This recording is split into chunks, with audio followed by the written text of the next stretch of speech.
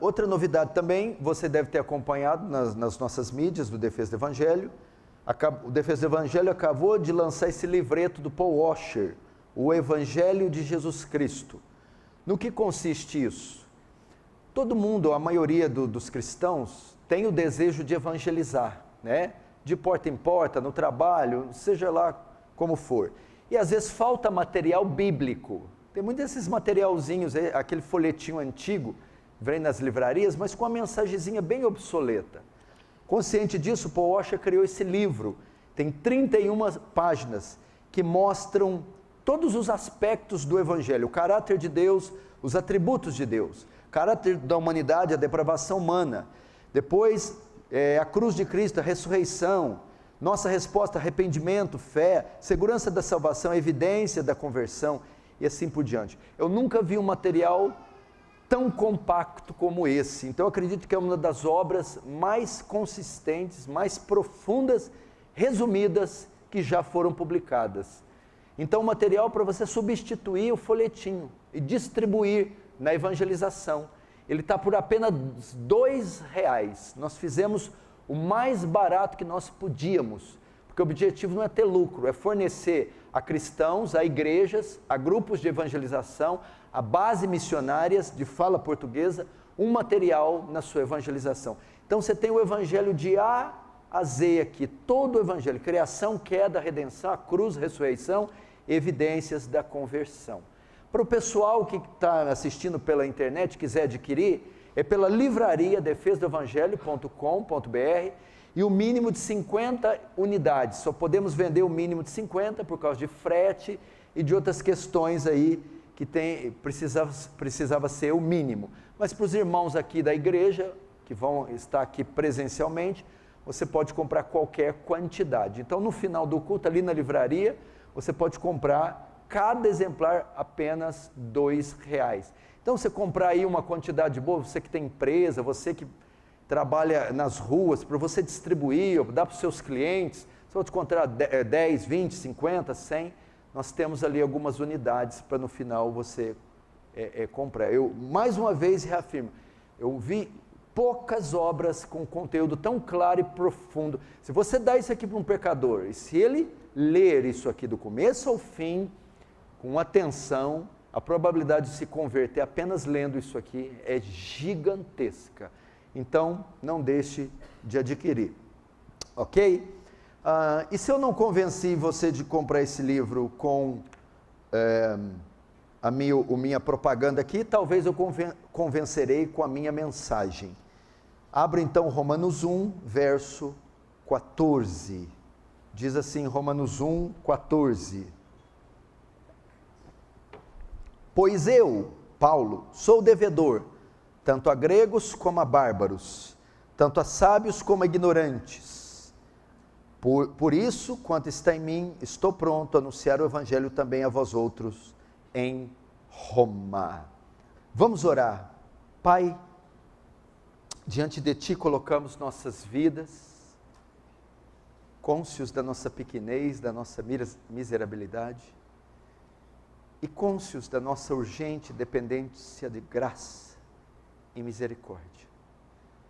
Senhor, volta a visitar os cultos como já visitou no passado, na década de 80, de 90, cultos singelos, graciosos, cheios da presença, da ternura, da grandeza de Deus.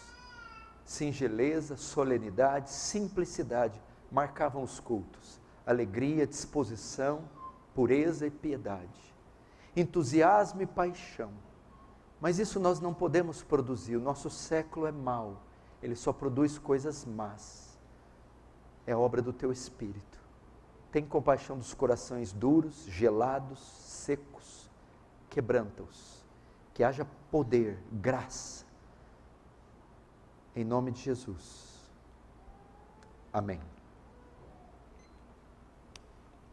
Presta atenção aqui, irmãos. Quero a atenção, o temor e a reverência de vocês. O grande papel da igreja, uma das grandes obrigações da igreja, é a da evangelização. O dever de evangelizar. todos nós estamos incumbidos nessa missão e nesse dever. Dr. Oswald Smith, pregando em uma conferência de missões e evangelismo na Europa, disse: se você está na igreja, se você diz que é convertido e não tem interesse por evangelismo e missões, há uma grande probabilidade de você nunca ter nascido de novo. Essa é a grande missão da igreja. Estamos aqui na terra só para duas coisas, uma na vertical e uma na horizontal: conhecê-lo, vertical, e fazê-lo conhecido, horizontal. Nós estamos aqui para isso, conhecê-lo e fazê-lo conhecido. Esse é o grande papel. Entretanto, a igreja está envolvida demais nas coisas desse mundo, envolvida em entretenimento, política, trabalho secular, e é omissa quanto ao seu papel de evangelização, de levar boa nova da salvação aos pecadores. Esse é o nosso dever. Esse texto de Romanos, capítulo 1, Paulo diz: sou devedor. Ele começa o texto dizendo que, o termo quer dizer estar em débito. Ele começa dizendo que nós estamos em débito. Sou devedor. Nós temos uma dívida. Todo crente em Jesus deve algo. Todo crente em Jesus está em débito, possui uma dívida. O que ele deve? Qual é essa dívida? Ele deve o Evangelho, ele deve a pregação do Evangelho. É esta dívida que ele tem, porque ela é uma ordem dada por Jesus. Marcos 16,15, Jesus antes subiu aos céus disse: ide por todo o mundo e pregai o Evangelho a toda a criatura da terra. Mateus 28, 18, 19, que é o versículo que é comumente chamado a tarefa da grande comissão, Jesus disse, aproximou-se Jesus dizendo: todo poder foi me dado no céu e na terra. Agora que eu morri na cruz, ressuscitei e derrotei principados, potestades, Satanás, derrotei a morte, agora ide e fazei discípulos de todas as nações, batizando-as em nome do Pai, do Filho e do Espírito Santo. Então é uma ordem. Nós estamos em débito, temos uma dívida. Que dívida é essa? A pregação do Evangelho, porque é uma ordem dada de Jesus. Agora, para quem? A quem nós devemos? Quem nós devemos? E o texto diz, pois sou devedor tanto a gregos como a bárbaros, tanto a sábios como a ignorantes. O que ele quer dizer com gregos e bárbaros, sábios e ignorantes? Termos para se referir, são categorias de pessoas da época. Tinha gregos, tinha bárbaros, tinha sábios, tinha ignorantes. Termos para se referir todos os tipos de pessoa. Nós temos uma dívida com todas as pessoas que não conhecem o Evangelho. Todos os tipos de pessoas ímpias, todos os tipos de pagãos, todos os tipos de incrédulos, velhos, jovens, adultos, crianças, casados, solteiros, negros e brancos, estamos em dívida com eles. Sou devedor de gregos e bárbaros, sou devedor de sábios e ignorantes. Paulo dizia, então, se você tem um vizinho ímpio, você tem uma dívida com ele. Se você tem um professor universitário ímpio, você tem uma dívida com ele. Se você tem um parente ímpio, você tem uma dívida com ele. Se você tem um amigo ímpio, você tem uma dívida. Que dívida é essa? A pregação do Evangelho. Você deve a pregação do Evangelho a ele. 2 Timóteo 4, capítulo 4, verso 1 e 2, Paulo fala a Timóteo, conjuro-te, imploro-te, rogo-te, Timóteo, perante Deus e Cristo Jesus, que há de julgar os vivos e os mortos, que prega a palavra, Timóteo, insta, quer oportuno, quer não, corrige, repreende, exorta, com toda longanimidade e doutrina, prega a palavra, quer oportuno, quer não, quer tenha uma possibilidade, quer não tenha, quer o momento, convenha o momento, quer não, prega a palavra. Temos uma dívida,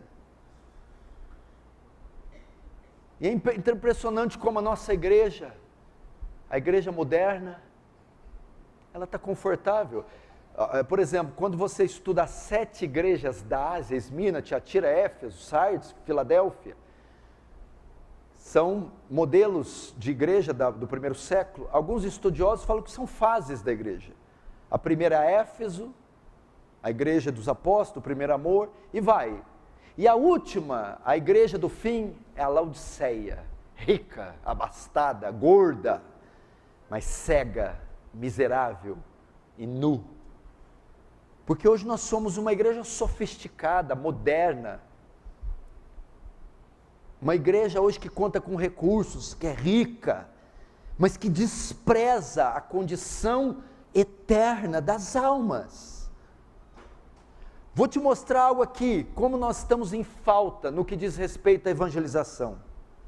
No Antigo Testamento, no Novo Testamento, a primeira coisa que os cristãos faziam, após se converterem, eram anunciar o evangelho.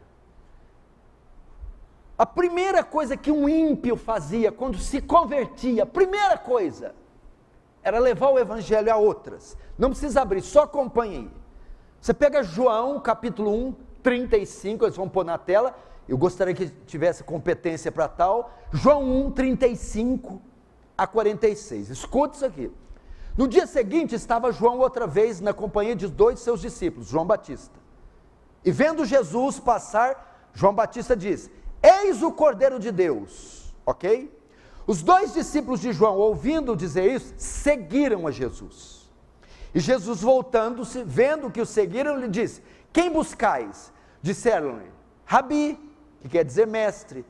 E onde assiste? Respondeu-lhe: vinde e vede. Foram, pois, e viram onde Jesus estava morando, e ficaram com ele aquele dia, sendo mais ou menos a hora 10ª. Era André, o irmão de Simão Pedro, um dos que tinha ouvido o testemunho de João e seguido Jesus. Ele viu o Cordeiro, André, seguiu Jesus e se converteu, André. Agora olha o que André fez. Era André, o irmão de Simão Pedro, ok? E ele achou primeiro o seu irmão, Simão, a quem disse: achamos o Messias, que quer dizer Cristo. E o que André fez com Simão? E o levou a Jesus. Olhando Jesus para ele, diz: tu és Simão, filho de João, tu serás chamado agora Cefas, que quer dizer Pedro. No dia imediato resolveu Jesus partir para Galiléia, e agora encontrou Filipe, a quem disse: ora, segue-me. Filipe era de Betsaida, cidade de André e de Pedro. Sabe o que Filipe fez? Você entendeu? Jesus ganhou André. André acabou de se converter, foi lá evangelizar Simão, levou Simão até Jesus. Agora aqui, Filipe se converte. Depois converte, a Bíblia diz, Filipe encontrou Natanael. E o que Filipe fez? Achamos aquele de quem Moisés escreveu na lei, Jesus o Nazareno. Perguntou Natanael: de Nazaré pode vir alguma coisa boa? Respondeu Filipe: vem e vê. E ele foi e viu.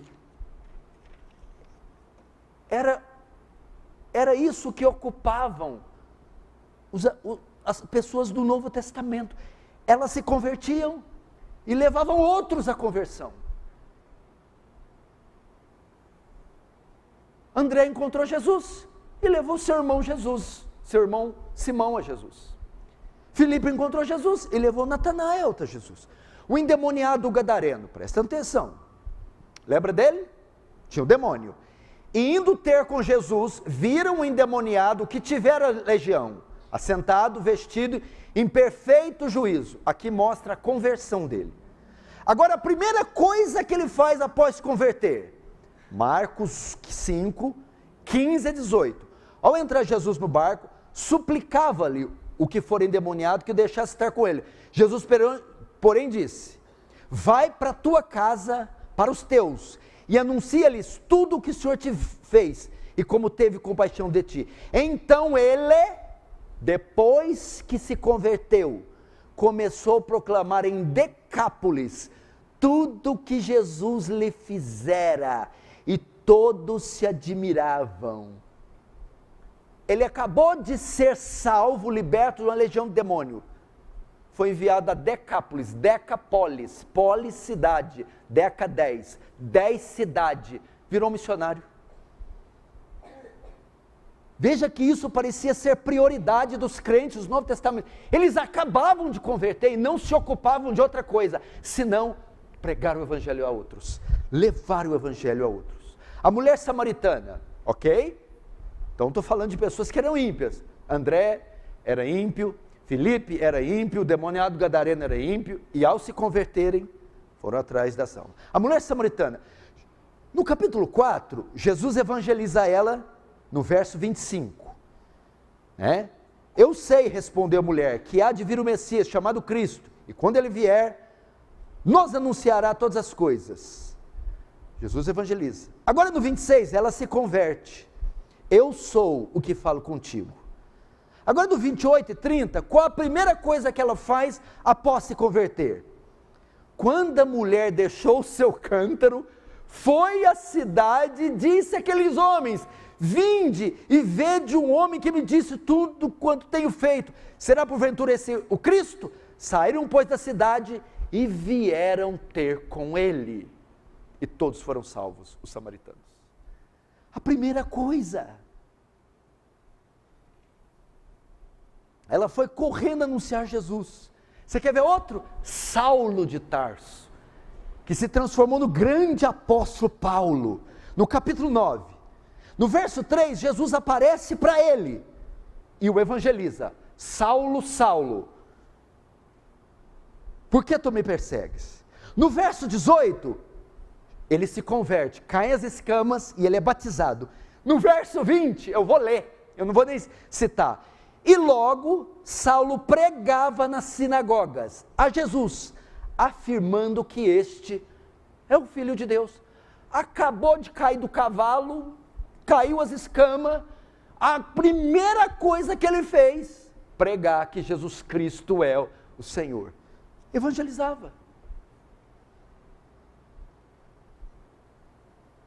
Os crentes de hoje se convertem, a primeira coisa que vai é pedir um carro para Deus, é pedir uma namorada, é falar: pelo amor de Deus, Jesus, não me deixa solteira. Não sei o que está acontecendo. Eles acabavam de ver Jesus, falaram: não, isso aqui não pode ficar só para mim, eu tenho que chamar mais gente para ver isso. Olha essas cadeiras vazias, por que ninguém hoje quis convidar ninguém? Por que você não passou o sábado orando, ligando e mandando mensagem para uma alma perdida, dizendo: vamos no culto hoje, vamos ouvir a palavra, e ora: Senhor, eu vou te pegar, eu pago o Uber para você. Por que você não contagiou para sua mãe, quando você se converteu, seu pai, seu filho, seu vizinho, seu amigo, e disse: vocês precisam experimentar o que eu experimentei, vocês precisam vir tomar do remédio que eu tomei, vocês precisam ver a luz que eu vi, eu não posso guardar isso para mim. Era isso que eles faziam. O Instituto Moody, chama Moody porque D.L. Moody foi um dos maiores evangelistas depois do apóstolo Paulo que a terra já teve.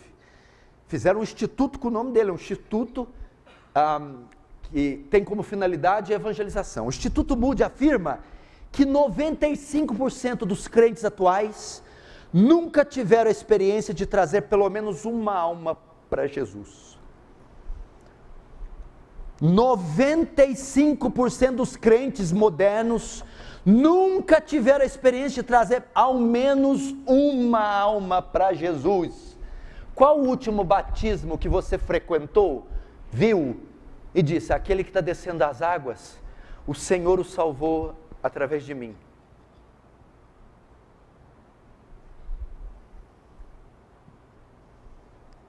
95% não é uma vergonha? O que será que a gente está gastando o nosso tempo, a nossa vida, o nosso dinheiro? Eu fico pensando, eu sei o que eu faço da minha vida quando eu não estou na igreja, no culto. O que eu faço com o meu tempo vago? Mas o que esses crentes estão fazendo? Onde será que eles estão? Se a gente pudesse pôr uma tela e um histórico da sua semana, hora que dorme, hora que acorda, sua rotina, quanto tempo gasta no celular, como que usa o dinheiro, o que o povo está fazendo?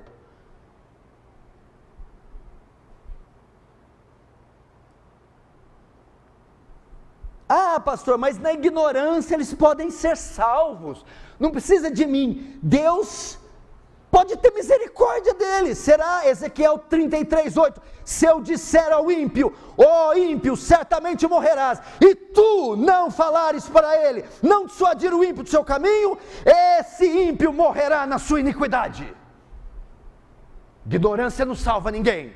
Romanos 2:12, porque todos os que sem lei pecaram, sem lei também perecerão. Sem lei que é sem conhecimento. Todos que na ignorância pecarem, na ignorância serão condenados.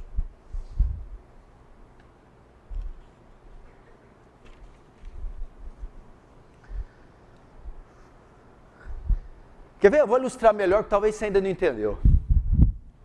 Eu vou ilustrar melhor. Imagina, Juliano, você está tendo uma peste, a mesma peste que acometeu a Inglaterra, a Europa, alguns séculos atrás, peste negra, ou peste bubônica. Não é que matou 1.000, matou milhões, iam morrendo aos montões, as cidades eram fétidas, era impossível trafegar por causa das montanhas de corpos. Vamos supor que você, Juliano, descobre a cura, a vacina, que pode poupar a vida de milhares, de milhões, ela está com você, mas você fecha, esconde ela para você, e você não dá enquanto assiste multidões morrendo. Você seria considerado o maior criminoso da humanidade, porque possui a cura do HIV, mas não tem. Se eu posso usar esses termos com relação a uma vacina, quanto mais ao Evangelho, você está assistindo multidões não morrerem de tifo, de febre amarela, de peste negra, mas morrendo eternamente no pecado. A cada dia morrem 159 mil pessoas, 4 milhões por mês, 54 milhões por ano. E quantas dessas morrem sem o Evangelho? Agora me diz, você está assistindo isso e tem aqui na sua mão a vacina que pode salvá-las, não do túmulo, mas do lago de fogo, e você omite, você fica em casa esparramado na sala, 10, 8, 7 horas no celular. Eu não queria estar na sua pele no dia do julgamento. Você tem que assistir assim, diante do trono de Deus, Deus diz, olhe para lá, e você vê uma multidão sendo jogada no inferno. Nossa, muita, né, Senhor? E sem fim. Meu Deus, quantas tem? Deus, são milhares. Nossa, que horror. O que foi, Senhor? Essas são aquelas que você deixou de pregar. Para vacina vale, né? Para o Evangelho não vale. O cara esconder a vacina, ele é um criminoso, um serial killer. Mas esconder o Evangelho? Escute isso aqui para você ver, presta atenção nesses dados. Continente africano, das 40 nações mais pobres do mundo, 32 estão na África. Existem hoje 40 milhões de africanos que nunca leram a Bíblia uma vez só. Das 1.800 línguas faladas na África, a Bíblia foi traduzida para apenas 150. 1.600 línguas africanas não possuem a Bíblia. Na Ásia, das 1.980 línguas faladas, nós temos a Bíblia traduzida para cerca de 91 línguas apenas. Hoje ainda a Bíblia não foi traduzida nem para 1/3 das línguas faladas no mundo. No Japão, o Japão é a terceira maior economia do mundo. Só que nesse país, temos uma das menores taxas de cristãos na face da terra. A Europa, que foi berço da reforma, que foi palco de um avivamento, hoje é considerada um continente pós-cristãos. O que tem na Europa hoje é as Dead Church, igrejas mortas. A Holanda, que foi berço da reforma, a reforma holandesa, hoje é um centro de prostituição, drogas liberadas, e o que cresce é a construção de mesquitas muçulmanas. A Inglaterra, que foi terra de John Owen, Richard Baxter, Dr. Martin Lloyd Jones, Charles Spurgeon, John Stott, hoje é o país de Richard Dawkins, o ateu mais famoso do mundo.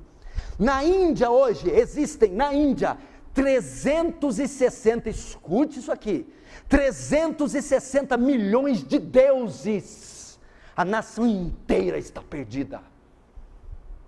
A América Latina, ela está dominada pela idolatria católica, feitiçaria, infestada de paganismo. O que se celebra na América Latina são missas, procissões, peregrinações a centros de paganismo e milhões em adoração a ídolos.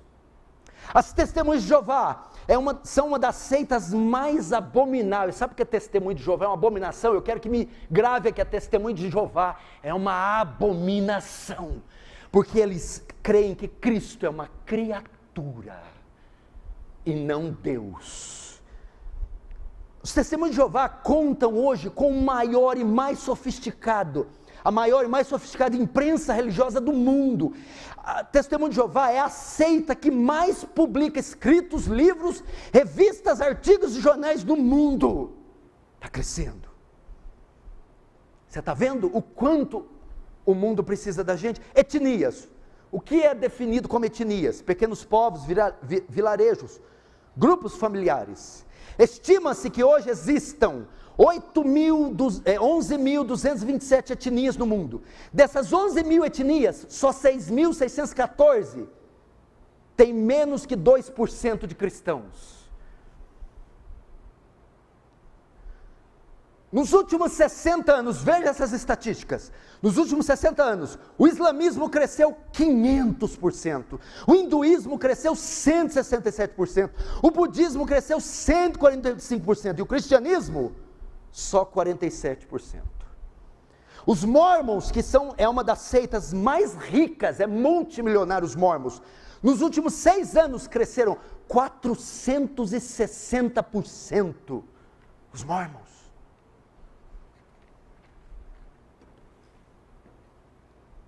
Hoje, o alvo dos muçulmanos é alcançar o mundo inteiro para o islamismo.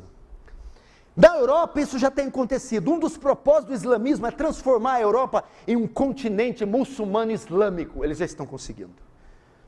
Hoje, o islamismo é a religião predominante em 43 países. 43 países da Europa são de maioria muçulmana. O Egito, 94% da população islâmica. A Arábia Saudita, quase não existe igrejas nem cristãos. Hoje a Suécia, França e Inglaterra, os muçulmanos já são a segunda maior religião. Na Alemanha há mais de 2 milhões de muçulmanos. Nas Ilhas Britânicas tem mais de 1 milhão de muçulmanos e mais de 1.200 mesquitas e 5.000 escolas muçulmanas. Na antiga Iugoslávia foram construídas depois da Segunda Guerra 600 mesquitas. Hoje nos Estados Unidos da América existem mais de 3 milhões de muçulmanos. O islamismo investe mais dinheiro só na América do que a igreja em missões no mundo inteiro.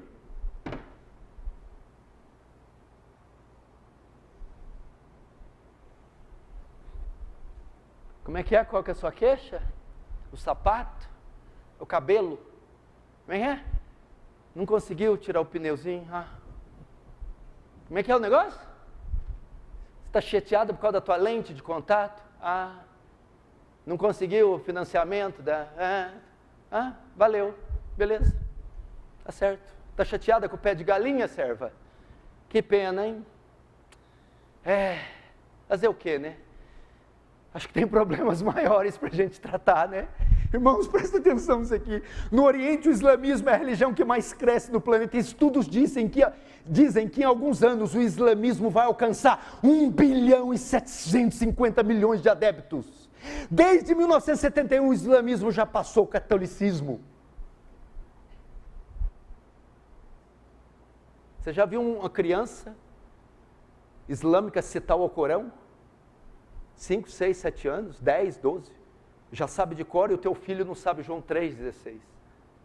Você já viu um muçulmano com 10 anos, com uma metralhadora, uma M16 na mão, pronto para morrer e matar em nome de Maomé?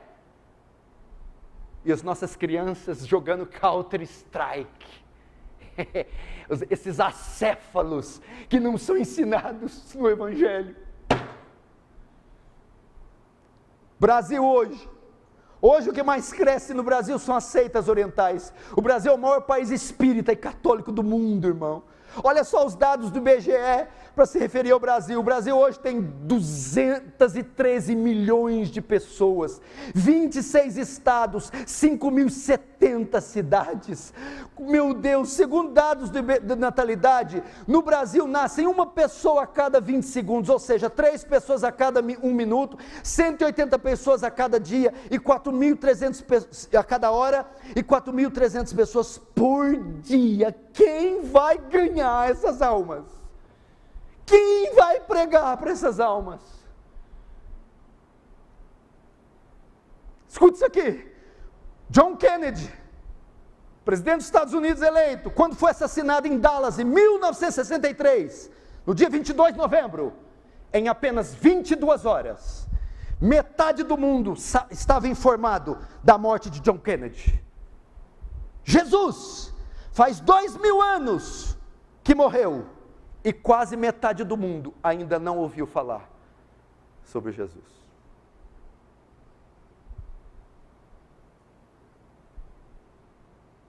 Hoje nós temos cerca de 2 bilhões e 400 milhões de pessoas que nunca ouviram o Evangelho.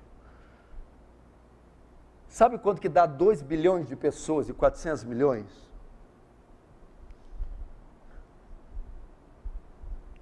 Você tem ideia o que é 2 bilhões? Vou te mostrar. 1 bilhão. Se você ganhasse uma alma por segundo, nem Paulo, uma por segundo, para ganhar 1 bilhão de almas, você demoraria 36 anos. Se você ganhasse uma alma por segundo, nós temos 2 bilhões. Meu Deus do céu, 300 milhões de almas, 400 milhões de almas que nunca ouviram o Evangelho. Você imagina quando eu estava preparando esse sermão, a vergonha que eu fiquei, o estado que eu fiquei.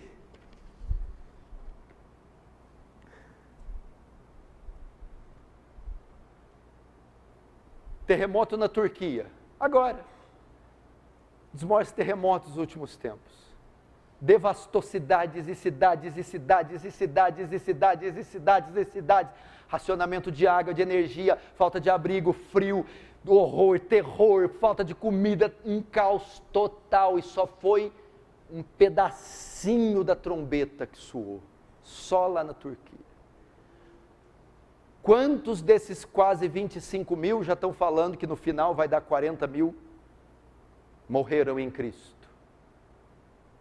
Pregaram o Evangelho a eles. Irmãos, o tempo da cega chegou. João 4, 33, 35. Jesus disse: não dizei vós que ainda há 4 meses até a ceifa, a colheita. Eu, porém, vos digo, erguei os olhos e vede os campos, pois brancos já estão para a ceifa. A ideia do Senhor é o que? Ele está usando uma terminologia. Vocês só vão colher o fruto quando chegar a estação própria, que é onde o fruto está maduro. Aí o Senhor Jesus está dizendo assim: não precisa esperar não, o fruto já está maduro. Ele estava querendo dizer aos samaritanos: vocês não dizem que ainda vai chegar um tempo? Olhem só os campos brancos, olha os samaritanos, todos ali, vão e preguem. O Senhor está dizendo: erguei os olhos e vede América, África, Ásia, Europa, veja aeroporto, veja Portinari, Leporace, centro, vede os campos branquejam, as almas estão clamando: preguem para mim, preguem para mim. O tempo da colheita. Em 1974, ocorreu na Suíça, em Lausanne, cidade suíça, chamado Pacto de Lausanne, que estava tratando sobre a evangelização do mundo. A definição do pacto foi essa: o propósito de Deus é o evangelho todo, por toda a igreja, por todo mundo, a cada criatura. A visão de Deus é mundo, o método de Deus é a igreja, e o tempo de Deus é agora.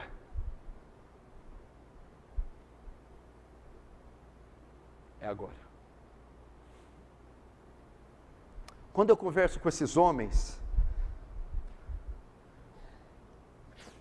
quando eu converso, por exemplo, quando eu converso com a vida do Dr. Joe Bick, quando eu converso com o Paul Washer, conversando na época da pandemia com o Hernandes Dias Lopes, eles dizem: nós temos que usar todos os nossos recursos, todo o nosso tempo para pregar o evangelho. Nós temos que usar o celular, o e-mail, o Instagram, o Facebook, nós temos que usar o púlpito, no caixote, na praça, na rua, de boca em boca, videoconferência, live, mas temos que pregar o evangelho.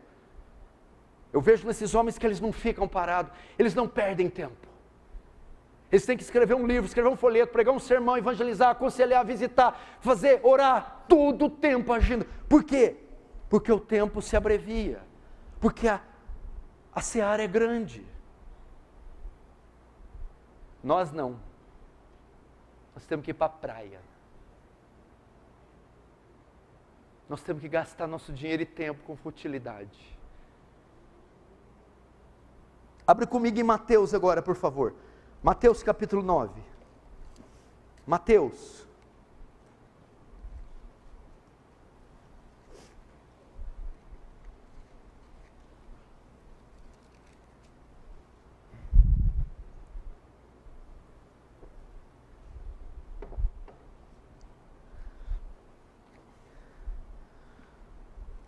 Verso 35.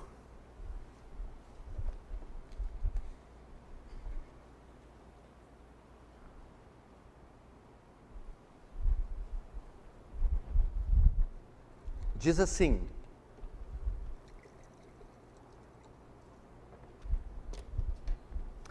e percorria Jesus todas as cidades e povoados, ensinando nas sinagogas, pregando o evangelho do reino e curando toda sorte de enfermidade, doença e enfermidades.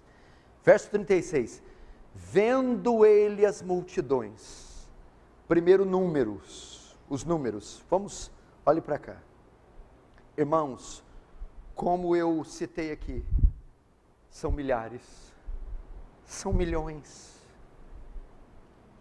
vendo, vem cá, a gente tem que pedir para Deus visão, quantas vezes a gente já parou no terminal rodoviário ali, do centro, às 6 da tarde, estufado de pessoas, ou foi na Santa Casa em algum plantão, abarrotado de pessoas, ou foi em algum lugar, num ajuntamento, num banco, no dia de pagamento, a gente esbarra na outra, né? Nem se dá conta. A Bíblia diz que vendo as multidões, o estado delas, nós estamos ali, temos que pedir a Deus visão, porque nós estamos vendo multidões e não estamos sentindo nada. Estamos nos trombando, nos esbarrando em multidões, trens, metrôs, aviões, estações de trem, estações de ônibus. Nós vemos, mas não enxergamos. Vendo ele via multidões perdidas, via o estado delas, porque olha lá, vendo as multidões, compadeceu-se delas. Ele se compadeceu. A compaixão deve ser nosso primeiro passo. Qual a última vez você parou no terminal e viu, meu Deus, quem vai pregar para elas? Estão perdidas. Quando você foi numa festa de aniversário e viu aquela multidão, meu Deus, e você teve compaixão.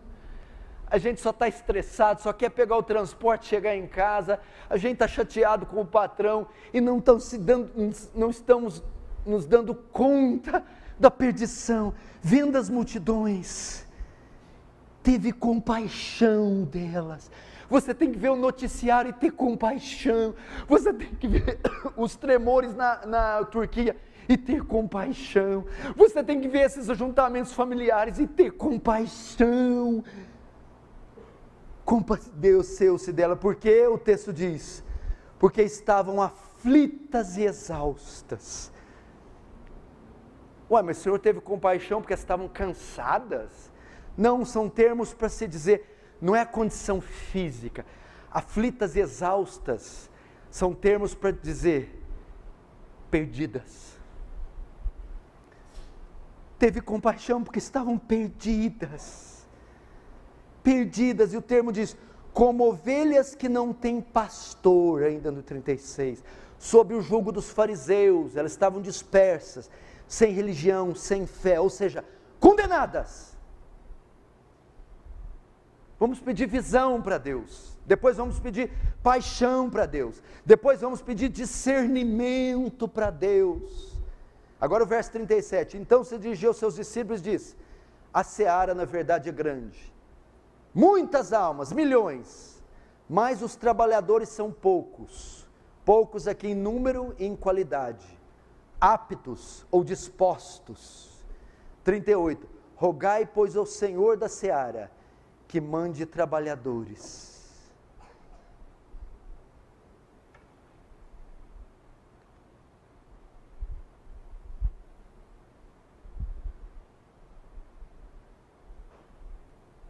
Venda as multidões. Vai lá na Avenida Paulista em São Paulo. Pega metrô lá no Rio de Janeiro. Vai para Nova York, Paris, multidões. Vai no aeroporto 3, Leporace, multidões. Peça compaixão, sensibilidade.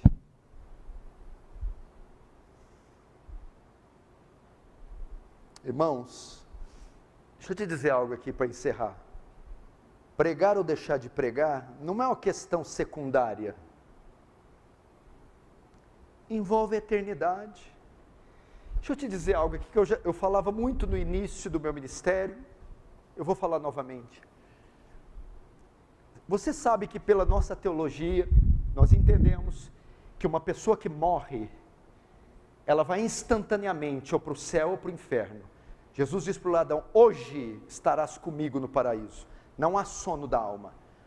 O justo morre, o corpo vai para o cemitério. A alma vai direto para o céu. O ímpio, escute isso aqui, ele morre, o corpo vai para o cemitério, para o túmulo, a alma vai para o Hades, vai para o inferno. Significa que quem morre hoje, vai hoje para o inferno. Quem morreu ontem, estava ontem e está hoje no inferno. Quem morreu 1 ano atrás, há 1 ano, está no inferno. Quem morreu há 10 anos, enquanto estamos vivendo aqui, está no inferno. Se Jesus demorar mais 10, mais 30, ele continuará mais 5, 10, 15, 20 no inferno. Deixa eu te dizer algo para você. Sabe aquela mãezinha que você ama, mas é ímpia? Aquele filho, aquele amigo, se ele morrer sem Cristo, ele vai para o inferno hoje. Quando passa 3 meses e você for fazer uma viagem, você precisa se lembrar que enquanto você faz a viagem, ele está no inferno. Quando você entrar num restaurante e começar a partir um bife, você vai lembrar enquanto eu corto esse bife, a minha mãe está no inferno. Como é que você vai conseguir comer um bife? Como é que você vai conseguir entrar num avião e viajar de férias, sabendo, enquanto esse avião decola, a minha mãe está no inferno. Eu não posso mais tirar ela de lá. Ela não pode mais sair de lá. Como é que você consegue? Não é só que você perdeu a sua mãe, que ela não está entre os vivos, ela está condenada, ela está lá. Você já parou para imaginar? Que tragédia.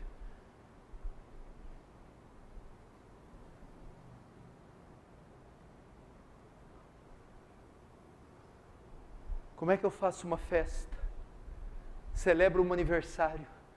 Enquanto cantamos parabéns para a netinha, a avó dela, há 5 anos, está no inferno. Há 5 anos no inferno.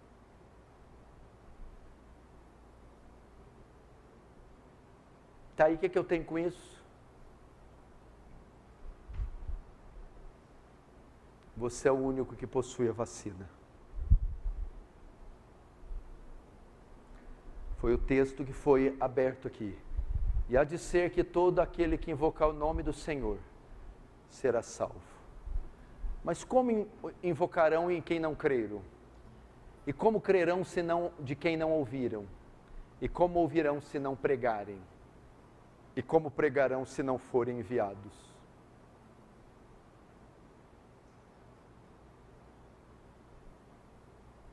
Não deveríamos gastar todos os nossos recursos áudio evangelístico, mensagem escrita evangelística, e-mail evangelístico, telefonema evangelístico, visita evangelística, recursos evangelístico. Não tem nada contra viajar, passear, comer, divertir, não é isso. Que isso? Não sou louco. Estou falando de ênfase. Prioridades. Cadê o violão do servo? Não estou ouvindo.